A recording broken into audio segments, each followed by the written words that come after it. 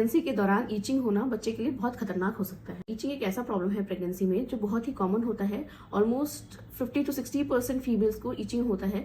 ये बेसिकली इसलिए होता है क्योंकि प्रेगनेंसी में स्किन में स्ट्रेचिंग होती है और ड्राइनेस के कारण ईचिंग होता है। जो most dangerous form of itching जो प्रेगनेंसी में हो सकता है उसे कहते हैं कोलेस्टेसिस ऑफ प्रेगनेंसी है। इसमें मेन जो ईचिंग होता है एक तो पूरे बॉडी में होने के अलावा पाम और सोल में, हथेलियों में और पैर के तलवों में बहुत ज्यादा ईचिंग होने होता है और जो कि नाइट में ज्यादा होता है, जिससे पेशेंट का स्लीप भी डिस्टर्ब हो जाता है। इसको हम जानने के लिए कुछ टेस्ट कराते हैं, जैसे कि एलएफटी लीवर फंक्शन टेस्ट, जिसमें कि हम लीवर एंजाइम्स चेक करते हैं। उसमें ऐसे कंडीशन में जो इंट्राहेपेटिक कोलेस्टेसिस ऑफ प्रेगनेंसी में लीवर एंजाइम्स बढ़े हुए होते हैं। और उसके अलावा बाइल एसिड्स कराते हैं। बाइल एसिड का लेवल भी इसमें 10 से अगर ऊपर आता है तो हम इसे कोलेस्टेसिस ऑफ प्रेगनेंसी डायग्नोसिस बनाते हैं। ये एक्चुअली होता इसलिए है क्योंकि जो बाइल एसिड जो पित्त जो हमारे लीवर जो बनाता है, वो लीवर जो है लीवर से बन करके वो हमारे पीत की थैली में इकट्ठा होता है। ड्यूरिंग प्रेगनेंसी प्रोजेस्टेरॉन हार्मोन का लेवल बढ़ा हुआ होता है, जिसके कारण कि ये पीत जो लीवर में बनता है वो लीवर से पीत की थैली में नहीं आ पाता है और वो लीवर में ही इकट्ठा होने लग जाता है। जब वो लीवर में इकट्ठा होता है, धीरे धीरे लीवर को भी डैमेज करता है और उससे वो बाइल एसिड ब्लड में भी जाता है, मदर के ब्लड में स्प्रेड होने लग जाता है। जब भी मदर के ब्लड में स्प्रेड होता है, उसके बाद वो मदर की स्किन के नीचे जाके बैठता है, जिसके कारण मदर को सीवियर इचिंग का प्रॉब्लम स्टार्ट होता है।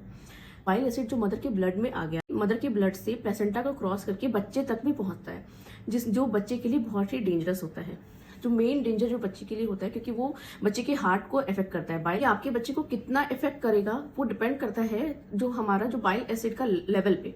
अगर बाइल एसिड का लेवल 10 से ज्यादा है तो हमें थोड़ा अलर्ट होना है कि हाँ, ये बच्चे को इफेक्ट करेगा। और अगर 10 और 40 के बीच में है, 10 और 40 के बीच में है, तो हम डिलीवरी जो है हम बच्चे की 37 to 38 वीक्स तक करा देते हैं। हम इससे ज्यादा प्रोलॉन्ग नहीं करते हैं। अब बाइल एसिड अगर 40 से ज्यादा है तो हमें डिलीवरी प्री टर्म कराना पड़ता है। प्री मेच्योर बेबी को भी हमें डिलीवर कराना पड़ सकता है कि बाइल एसिड के कारण बच्चा पेट में लैट्रिन कर सकता है, बच्चा डिस्ट्रेस में जा सकता है, उसको नर्सरी सपोर्ट की जरूरत पड़ सकती है डिलीवरी के बाद। और बहुत ही सीवियर केसेस में बच्चे की धड़कन खत्म हो सकती है, बच्चा खत्म हो सकता है पेट में।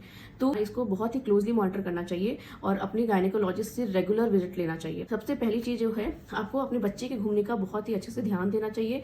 पूरे 12 घंटे में कम से कम 10 से 12 बार आपका बच्चा घूम जाना चाहिए। जब जैसे जैसे प्रेगनेंसी बढ़ती है और बच्चे का मूवमेंट अगर आपको लगता है कम हो रहा है, तो आप प्लीज अपने गायनेकोलॉजिस्ट को जरूर कांटेक्ट करें और अर्जेंटली मिलें।